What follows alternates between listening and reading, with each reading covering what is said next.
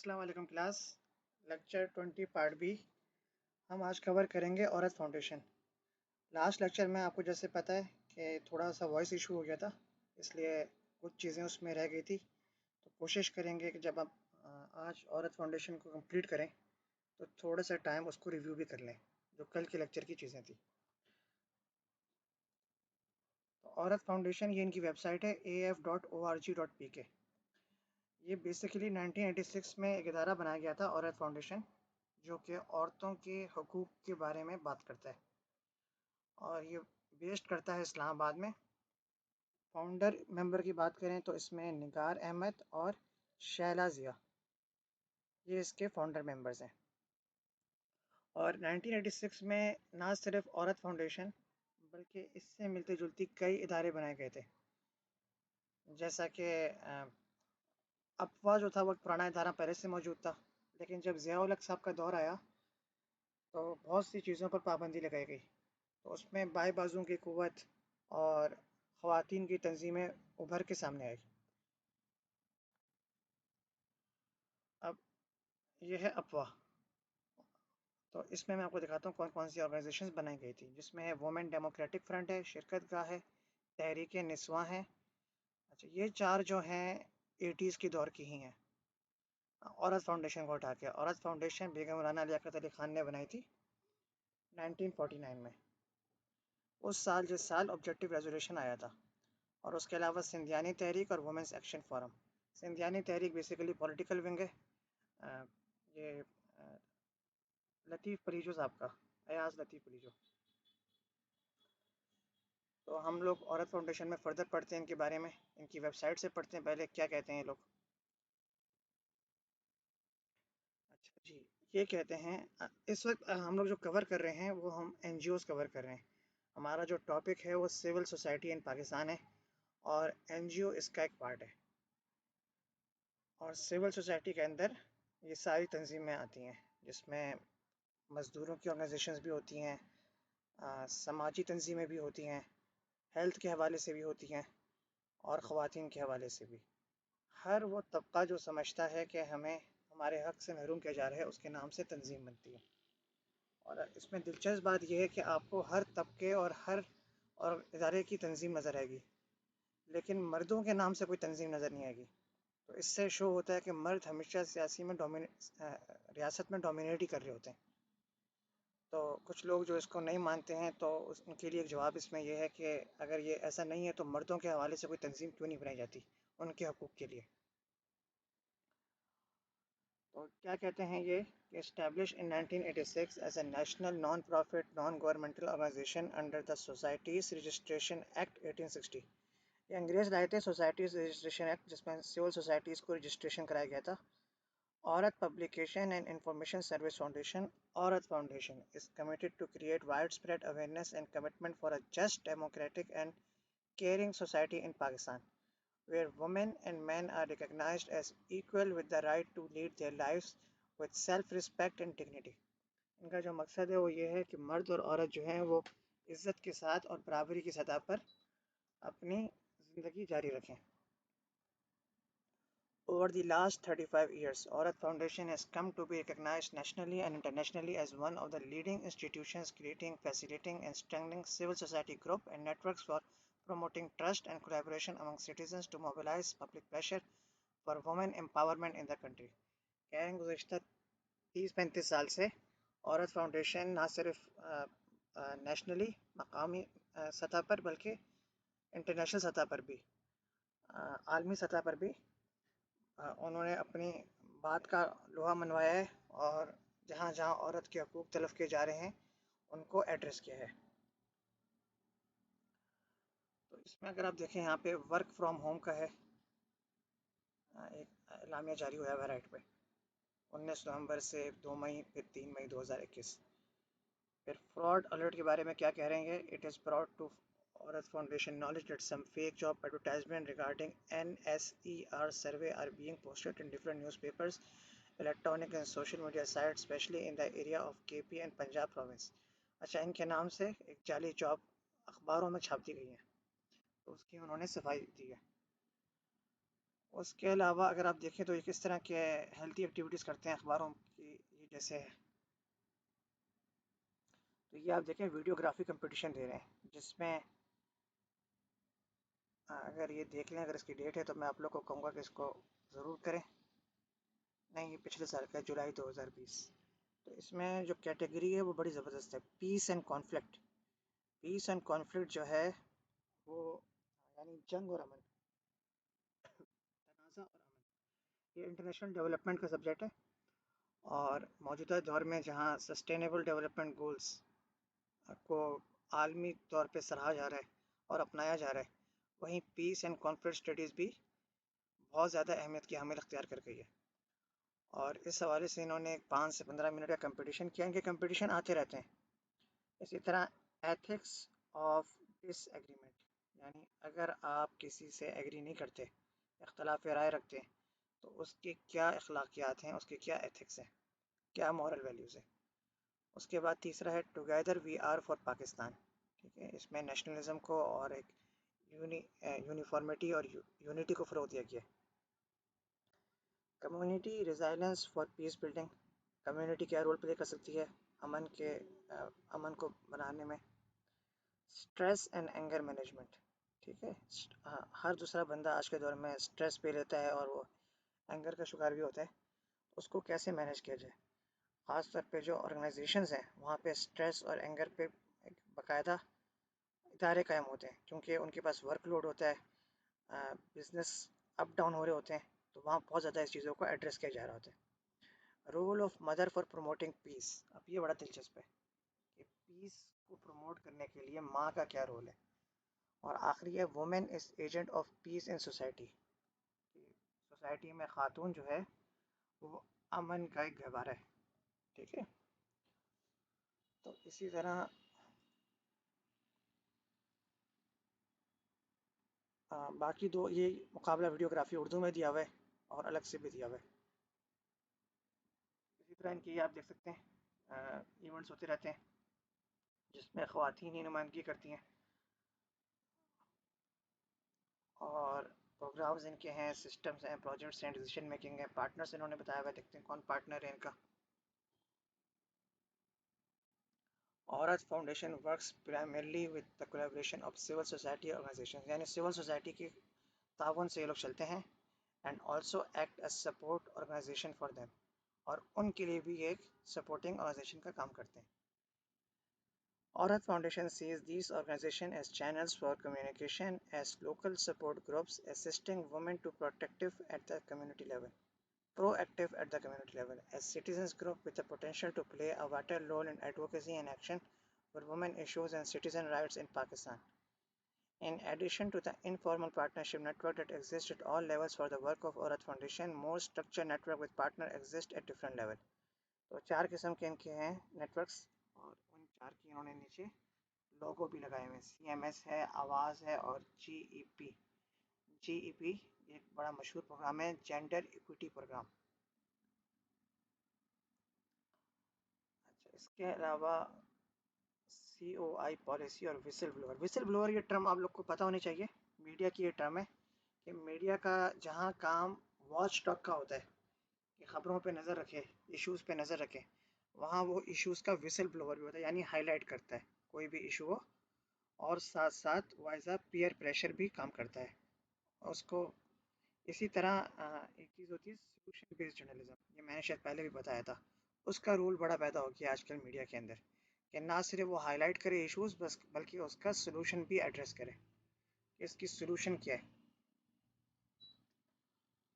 और piece and conflict study की बात चली है तो मैं आप लोग को बताता हूँ, जो मीडिया के स्टूडेंट्स हैं आजकल एक और जर्नलिज्म बहुत ज़्यादा पीक पे आ रही है, जो कहलाती है एम्बेडेड जर्नलिज्म। ये पता नहीं आप में से कितने लोग जानते हैं एम्बेडेड जर्नलिज्म। जी,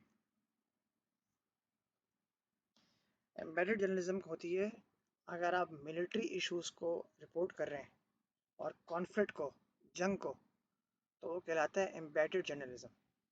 और इस तरह के सहाफ़ी इस वक्त नुमाया हैं, यानी जो जंगों को कवर करते हैं। एक तो उसमें बहादुरी बहुत चाहिए होती है, फिर उसमें लाइफ थ्रेट होते हैं, रिस्क होते हैं, फिर उसके लिए आप लोगों को एक्स्ट्रा एफिशिएंट भी होना होता है। और पाकिस्तान में भी अब क्योंकि जंग ज़्यादा इलाका है ये, यहाँ पे आए दिन शोरिश रहती है, तो एम्बेडेड जर्नलिज्म बड़ा फ़रोग़ पा रहा है। तो क्या है embedded journalism? Refer to news report being attached to military units involved in armed conflicts. While the term could be applied to many historical interactions between journalists and military personnel, it first came to be used in the media coverage of 2003 invasion of Iraq. ये term उस वक्त उभरी थी जब 2003 पे America ने तेल के बहाने इराक पे हमला किया था। यानी बहाना तेल का था ओरिजिनल में, और हकायक हकीकत में तेल का वसूल था, और बहाना उन्होंने कहा था कि वहाँ पे न्यूक्लियर आर्म सप्लाई हो रहे हैं और उनको फ़रोग़ दिया जा रहा है। उसको जवाज़ बनाकर उनका सारा तेल अपने पास ले गया। और इराक के तेल की बात करें तो Iraq one of the leading country है जो कि तेल प्रोड्यूस करता है। अ, वैसे परसेंटेज वाइज सऊदी अरब ज़्यादा है, लेकिन क्वालिटी वाइज जो तेल है वो इराक का अच्छा है। और उस तेल को लेके जाकर ये असर हुआ कि अमेरिका जो ऑयल एक्सपोर्टर कंपनी नहीं था, इंपोर्ट करता था, आज वो दुनिया का सबसे बड़ा मुल्क है जिसके पास तेल के ज़खायर है। और मुझे नहीं पता, ये मेरे पास 3-4 महीने पहले की नॉलेज है। बहरहाल इसको चेक कर लेते हैं कि country having most oil oil reserves. ठीक है, एक्सपोर्ट करना अलग होता है, उसमें और कंट्रीज़ हैं, इंपोर्ट करना अलग है, प्रोडक्शन करना अलग है। मौजूद कितना है रिजर्व्स, वो बेसिक चीज़ है। तो इसमें अच्छा, रिजर्व्स में वेनेजुएला है, sorry Venezuela, Saudi Arabia, Canada और फिर ईरान। तो America I think is in production side पे होगा, क्योंकि वो वहाँ जाके प्रोड्यूस कर रहा है। प्रोडक्शन और फिर कंजम्पशन भी है। प्रोडक्शन में USA exactly. The top 5 large oil producers are the following country. जो सबसे ज़्यादा ऑयल प्रोड्यूस कर रहा है, और तो आप देख लें रिजर्व सबसे ज़्यादा वेनेजुएला के पास है, फिर सऊदी अरब के पास है। सऊदी अरब तो चले मौजूद है, लेकिन अमेरिका जो लिस्ट में कहीं मौजूद नहीं था वो प्रोड्यूस कर रहा है। तो वो कौन सा तेल है जो इराक से लेके या सऊदी अरब की अरामको से लेके जाता है? अरामको का नाम आप लोगों ने सुना है? अरामको बेसिकली जो सऊदी अरब का जो तेल निकाला जा रहा है वो एक अमेरिकन बेस्ड कंपनी है, वो खुद ये लोग नहीं निकाल रहे हैं अरामको। इसी तरह ईरान का जो तेल है वो ब्रिटिश कंपनी निकाल रही है। ये अरामको इस वक्त दुनिया की ये वाहिद कंपनी है जिसके जो असासे वो ट्रिलियंस में चले गए थे रेवेन्यू। तो पहली कंपनी जिसने हिट किया था। और मैं एक मिनट देख लेता हूँ, मुझे नाम भूल रहा है ईरान वाली। Iran oil company British. तो ये दोनों जनरल नॉलेज के क्वेश्चंस हैं।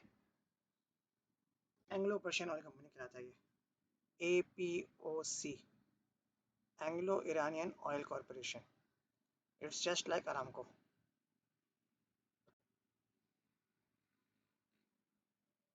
अच्छा, एपॉक कहलाता है ये। ठीक है। और 1908 में बनाई थी, लेकिन मौजूदा दौर में इसका नाम चेंज होकर हो गया है British petroleum company, BP, British petroleum company.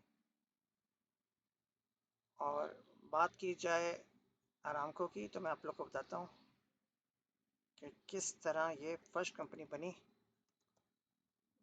First company to hit.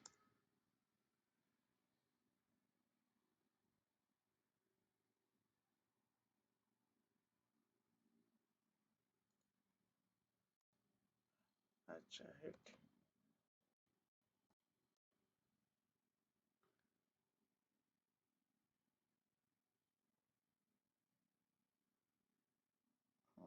इसमें हाँ, एप्पल जो है वो 2 ट्रिलियन की कंपनी है, और ये है कोई 7 ट्रिलियन के करीब।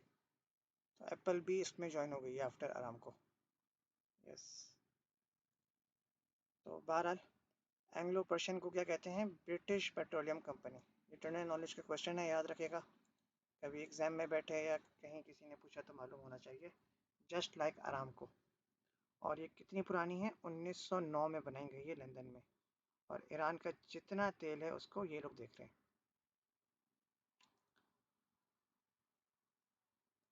तो हमने एम्बेडेड जर्नलिज्म देख लिया, ऑयल देख लिया, और साथ में कंट्रीज़ की लिस्ट देख ली।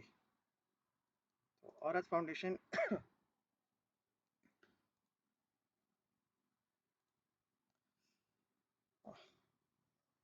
अच्छा, इनका एक चीज़ मैं आप लोग को ज़रूर कहता हूँ कि जब हम देखें तो सोशल मीडिया एंगेजमेंट देखा करें, उससे पता चलता है कि ये क्या कुछ कर रहे हैं। इनका ट्विटर अकाउंट नहीं है, सिर्फ फेसबुक में नज़र आ रहे हैं। लेट्स सी, अगर ये लोग ट्विटर पे हैं तो उनकी ट्विटर से रिफ्लेक्ट होता है कि ये कितने एक्टिव हैं। यस, नसीम मिर्ज़ा साहब के नाम से है, जो कोई ना कोई इनके अहदेदार होंगे। औरत फाउंडेशन हैशटैग भी चल रहा है।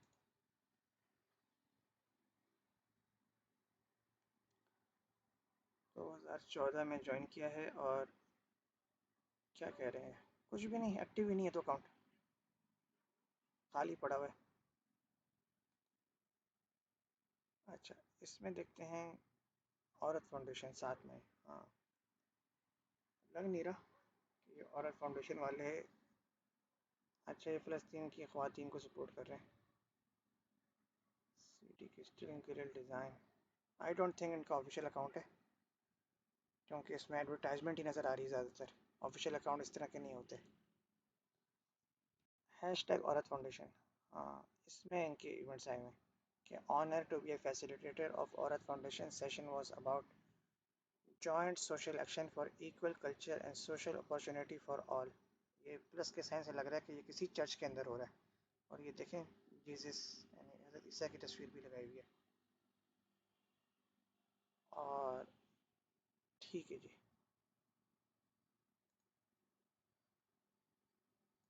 आगे देखते हैं। अच्छा, मैंने कहा था औरत फाउंडेशन के बाद में आप, औरत फाउंडेशन के बारे में फ़र्दर हमारे पास पढ़ने को कुछ नहीं है। तो अब हम, थोड़ा सा टाइम रह गया तो उन चीज़ों को देख लेते हैं जो लास्ट लेक्चर में कवर नहीं हो सकी थी। तो जो चीज़ें कवर नहीं हो सकी थी उनको देख लेते हैं।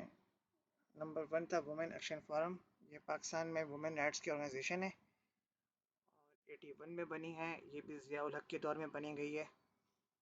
और इसके ज़्यादातर जो मेंबर्स हैं वो शिरकत का जो इदारा है, ये शिरकत का जो एक तंजीम थी 75 की बनी हुई, उसके लोगों ने मिलकर ये तंजीम बनाई थी।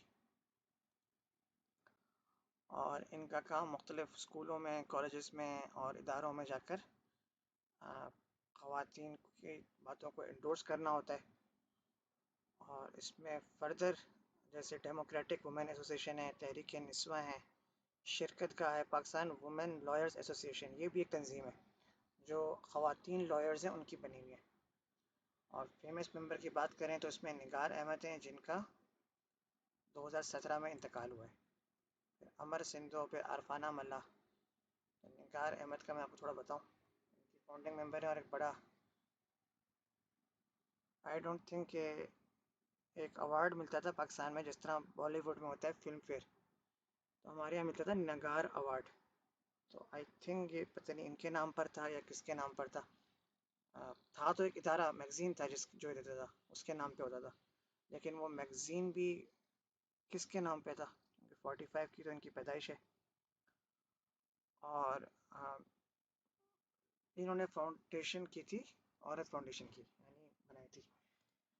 क्या कहते हैं इनके बारे में? The country's civil society lost a star on Friday when Nigar Ahmed, known for her immense contribution to women's rights, passed away at a hospital here after a prolonged illness. She was 72. 72 साल की उम्र में इनका इंतकाल हुआ है। और she leaves behind her husband Tariq Siddiqui and two sons, Bilal and Ahmed, informally known in activist circle as Nigar Apa. निगार आपा के नाम से मशहूर थी। निगार Ahmad came to the forefront with her activism, especially during the Zia period, and helped form the Women Action Forum in Lahore in 1982. She is also known her for the founding of the Aurat Foundation in Lahore 1985. तो women action forum और औरत foundation दोनों निगार अहमद ने ही बनाई है। फिर है सिंधियानी तहरीक। ये सिंधी ख़वातीन को सिंधियानी कहा जाता है। और सिंधी वुमेंस मूवमेंट, जिसको कहा जाता है सिंधियानी तहरीक। इसमें जो सिंध से मुतालिक जो ख़वातीन हैं उनको एम्पावर करना, उनको प्रोग्रेसिव बनाना और उनकी डेवलपमेंट में काम किया जा सकता है। और MRD जब बनी थी, MRD आपको पता है क्या थी? Movement to restore democracy. ये ज़ियाउल हक के ज़माने में जमहूरियत को वापस लाने के लिए, क्योंकि डिक्टेटरशिप का ज़माना था वो, तमाम सियासी जमातों ने मिलकर एक तंजीम बनाई थी MRD। और उस दौर में इन्होंने यानी 81 में बड़ा पार्टिसिपेट किया था। तो अयाज लतीफ़ बलूच और रसूल बख्श बलूच जो इनके वालिद हैं, ये इनकी पार्टी की सियासी तंजीम बन चुकी है। तहरीक निस्वां, तहरीक निस्वां जो है वो 79 में बनी है शीमा किरमानी साहिबा से। मैंने पिछले लेक्चर में बताया था इनके बारे में, आवाज़ की वजह से शायद ना सुन सके सही से। ये एक डांसर है जो कि डांस के ज़रिए, एक सॉफ्ट स्किल के ज़रिए मैसेज देती हैं पीस का और वुमेन एम्पावरमेंट का। अच्छा, ये कुछ unsung heroes of Pakistan movement मैंने बताए थे। उसमें वो लोग हैं जिन्होंने बहुत बड़ा रोल प्ले किया, लेकिन किसी वजह से तारीख़ में उनको इतना सराहा नहीं गया। तो उसमें फ़ातिमा बिनते महबूब आलम है सबसे पहले, और उसके बाद है अमजदी बानो बेगम। तो कौन कौन लोग हैं ये? महबूब आलम साहब थे गालिबन, जिन्होंने सबसे पहला अखबार निकाला था, मुंशी महबूब आलम, उनकी ही बेटी है अगर मैं गलत ना हूँ। वैसे मैंने अंदाज़न बोला है, लेकिन हाँ यही कुछ लिखा हुआ है। ठीक है। इसके बाद अमजदी बानो बेगम है, first Muslim female political leader of British India. तो ये एक बड़ा नाम है अगर उनको पहला कहा जा रहा है, पहला Muslim female political leader of British India अंग्रेज़ों के ज़माने में। फिर ख़ान जलालुद्दीन ख़ान ये मर्द हैं, सैयद ज़ियाउद्दीन अंदराबी ये भी मर्द हैं, अब्दुल हाशिम भी मर्द हैं, जाहिदा मुश्ताक और ज़ुबैदा हबीब रहमतुल्लाह। ठीक है, इनके बारे में मैंने थोड़ा बताया था। इन्होंने अफवाह जो बनी थी ना, ऑल पाकिस्तान वुमेन एसोसिएशन, बेगम मौलाना लियाकत अली ख़ान ने जो बनाई थी, तो उसके साथ इन्होंने कोलैबोरेट किया था सबसे पहले, मतलब ये दोनों फाउंडिंग मेंबर्स में से। और ये हैं, ये वही खातून है जिनका मैंने अभी आपसे जिक्र किया, ज़ुबैदा हबीब रहमतुल्लाह, द क्वीन ऑफ हार्ट्स कहा जाता है इनको। इनका भी हाल ही में इंतकाल हुआ है 2015 में। फिर मैंने थोड़ा सा मैरी वॉल स्टोन क्राफ्ट के बारे में बताया था, जो पहली खातून थी जिन्होंने ख़वातीन के हकूक़ का नारा लगाया था। एक किताब लिखी थी फ्रेंच रेवोल्यूशन के ज़माने में, of vindication of the rights of women के नाम से। और उसके बाद से, क्योंकि तहरीकों का ज़माना था, रेवोल्यूशन आ रहे थे, 75 में अमेरिकन रेवोल्यूशन आ गया था, 70 89 से 99 का दौर सारा फ्रेंच रेवोल्यूशन का था। तो उस मौके का फ़ायदा उठाकर ख़वातीन भी सड़कों पे निकल आई थी। अच्छा, ये शीमा करमानी साहब है, ये मैंने पिछले लेक्चर में दिखाया था। और फिर कुछ मशहूर पाकिस्तानी फेमिनिस्ट के बारे में ज़िक्र किया था। और एंड में मैंने आप लोगों को बुशरा ज़ैदी कत्ल के हवाले से बताया था कि जिस वाक़ये ने कराची में सबसे पहले फ़िरका वारानिया फ़साद को जन्म दिया था। और इसको मैं आपको दिखाता हूँ थोड़ा सा, इस पर आप एक छोटी सी वीडियो देखें तो आपको पता चलेगा। अच्छा, अप्रैल 15, 1985 के दिन बुशरा अपनी बहन नजमा के साथ रोड क्रॉस कर रही थी कॉलेज जाने के लिए कि एक तेज रफ्तार मिनी बस से उनका एक्सीडेंट हो गया। नजमा वहां जख्मी हो गई, पर 20 साला Bushra died on the spot. Even now it happens that people don't stop where they're supposed to stop and they inch forward and they go forward at a traffic light. So one minibus moved further up, trying to get away quickly. So the children who were going to school, or the college students at Sayyid College, they were crossing from one side. So they started going from behind the minibus. Another minibus came but could not stop in time, and two girls were crushed between the two vehicles. and Bushra Zaidi died on the spot. The other one was seriously injured. Karachi जैसे शहर में हजारों में accidents होते हैं. Bushra's death hit a nerve with the students. Maybe they all saw themselves in Bushra. उन students में से भी कोई हो सकता था. इनफैक्ट अगर उस वक्त की आप ट्रैफिक और ट्रांसपोर्ट की सूरत हाल देखें तो तकरीबन उस वक्त 250 बसेस, मिनी बसेस और कोचेस के रूट थे शहर में, और अब तो 90 रूट्स है. इसका मतलब उससे बहुत बड़े ज़्यादा रूट्स है. अब ट्रैफिक जो है पब्लिक ट्रांसपोर्ट डिटेरियोरेट हुई है. उस वक्त पब्लिक ट्रांसपोर्ट का बहुत बड़े कवरेज था. अब इसमें बसेस, मिनी बसेस, कोचेस का जो मसला था वो ये था कि मिनी बसेस जो थी वो बेलगाम थी, और इसकी वजह से एक्सीडेंट रेट में जो इनका इन्वॉल्वमेंट था बसेस, मिनी बसेस का बहुत ज़्यादा था. लड़कियों ने अपने कॉलेज के बाहर धरना लगाया. ये देखकर साउथ सिटी कॉलेज और डिफरेंट एरियाज के एजुकेशन इंस्टीट्यूट्स के स्टूडेंट्स ने उनका साथ दिया. कई लॉन्ग स्टैंडिंग इश्यूज खुलकर बाहर आए, and this opened a new chapter of violence in the city. All of a sudden, a simple accident turned into a riot, first against transporters and then targeting Pashtun populations. Buses जलाई, पथराव किए और generally public property को नुकसान पहुंचाया. This level of outrage caught the attention of the former CM Simghaus Ali Shah. पर इस धरने के दौरान एक ऐसा सेंटिमेंट स्प्रेड हुआ जहां एक गलत फैलाई जाने वाली खबर की वजह से एक ड्रिफ्ट आ गया. और वो गलत फैलाई जाने वाली खबर क्या थी? कि ड्राइवर पख्तून था. तो उस वक्त तो ड्राइवर को हमें खुद नहीं मिला, तो उनके साथ जो दूसरा ड्राइवर था उस ड्राइवर ने बताया कि भाई वो लड़का जो था वो बलोच था. इस गलत खबर को फैलाने में चंद मिनट लगे, पर उसके असरात आज तक बाकी हैं. गवर्नमेंट ने नोटिस लिया, इंक्वायरी हुई, ड्राइवर को 10 साल सजा दी गई एंड केस क्लोज्ड. कई सियासी इदारों ने इस चीज़ का क्रेडिट लिया कि उनका हाथ था कराची के मसाइल हल करने में. कराची में रोड एक्सीडेंट्स कम तो हो गए, but not necessarily because of the law and order initiatives. शहर के रोड तंग होते गए और ट्रैफिक बढ़ती गई. ट्रैफिक बढ़ने के बाद रेस लगाने वाले ड्राइवर्स को हर 2 मिनट बाद रुकना पड़ा. हाँ, कम हुआ है. शहर में रेस और स्पीडिंग रेसिंग जो है ये कम हो गई है, ओवरटेकिंग कम हो गई है. उसकी वजह यह है कि गाड़ियाँ कराची में धड़ाधड़ खरीद रहे हैं गाड़ियाँ, कोई पाबंदी नहीं है.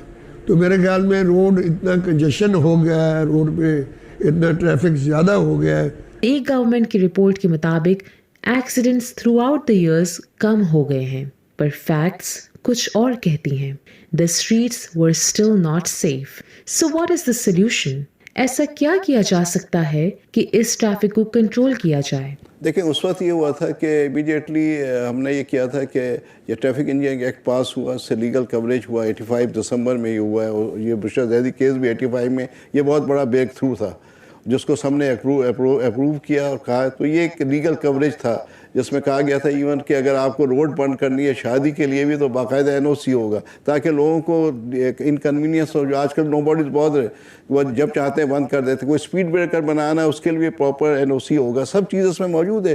There are 22 functions we need to be perform by traffic engineering.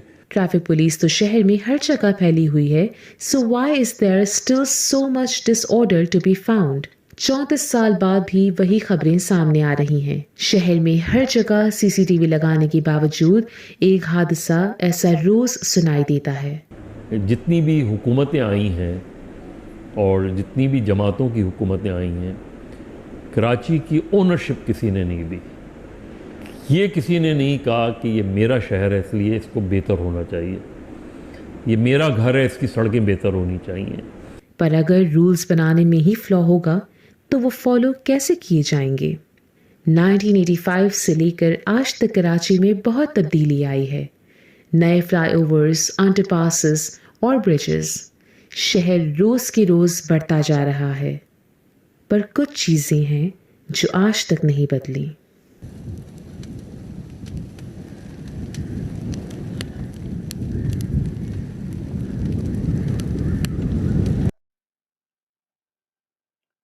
अच्छा, ये समा की रिपोर्टर हैं अलमास. तो सबसे पहले जो लोग रिपोर्टिंग करना चाहते हैं उनके लिए भी कुछ सीखने को है कि इन्होंने कितनी साफ अल्फाज में रिपोर्टिंग की है। इस तर्ज को अगर आप लोग अपनाएंगे, ख़ास तौर पर ख़वातीन रिपोर्टर, तो नो डाउट आप लोग का फ्यूचर जो है वो काफ़ी ब्राइट होगा। सेकंड, इस वीडियो को दिखाने का मकसद और इस केस को दिखाने का मकसद ये था कि ख़वातीन को एक सॉफ्ट टारगेट होती हैं, कभी उनको वायलेंस के ज़रिए, कभी अगर यही कोई मर्द अगर इस तरह मर जाता तो शायद उठाया नहीं जाता। और कुछ ख़बरें ऐसी हैं कि इस तरह की फसादात को बढ़ावा देने के लिए कुछ इस्टेब्लिशमेंट का भी रोल था।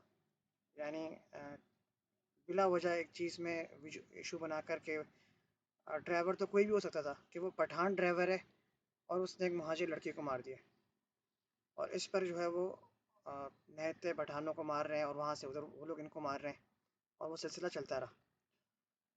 तो यह आवाम के लिए भी और सिविल सोसाइटी की अवेयरनेस के लिए भी है कि इस तरह के हथकंडे आम तौर पे हमेशा जो है कोई जब उनका हिडन एजेंडा होता है उसको अचीव करने के लिए इस्तेमाल किया जाता है, ताकि लोग जो है वो मुश्तइल रहें, अपने अपने एहतजाज में बिज़ी रहें और इस दौरान वो अपना कोई हिडन एजेंडा अचीव कर लें। तो इसका शऊर होना भी बहुत ज़रूरी है। अब हम सवाल की तरफ आते हैं। आज के सवाल जो है औरत फाउंडेशन के हवाले से कुछ इस तरह हैं कि आप लोगों ने देखा है पिछले 2-3 साल से, 2018 से जब औरत फाउंडेशन बनाई गई, सॉरी औरत मार्च बनाई गई, तो 8 मार्च जो ख़वातीन का आलमी दिन होता है उसमें एहतजाज होता है और कुछ प्ले कार्ड्स डिस्प्ले होते हैं, और उन प्ले कार्ड्स पे दो किस्म की राय सामने आती है। कुछ लोग उसको सपोर्ट करते हैं और कुछ उसके अगेंस्ट होते हैं। जैसे मैं अगर आपको सिंपल दिखाऊं,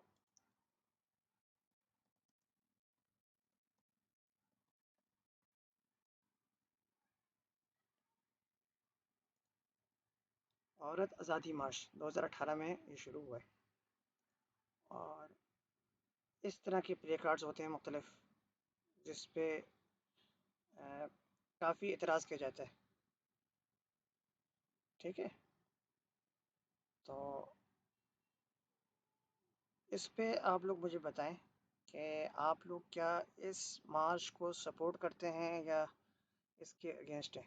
ये कमेंट सेक्शन में बताएं कि इसमें एक तरह से खुल के बगावत नज़र आती है हमें कि हमें ना सिस्टम को, और मर्द भी शामिल होते हैं इसमें, ऐसा नहीं है कि सिर्फ औरतें कर रही हैं, मर्द भी कर रहे होते हैं, और इसके ख़िलाफ़ एक तबका इनके ख़िलाफ़ भी निकलता है जैसे ये निकला हुआ है।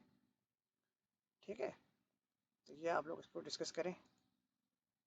तो आज के लेक्चर हम बस इस पे एंड करते हैं।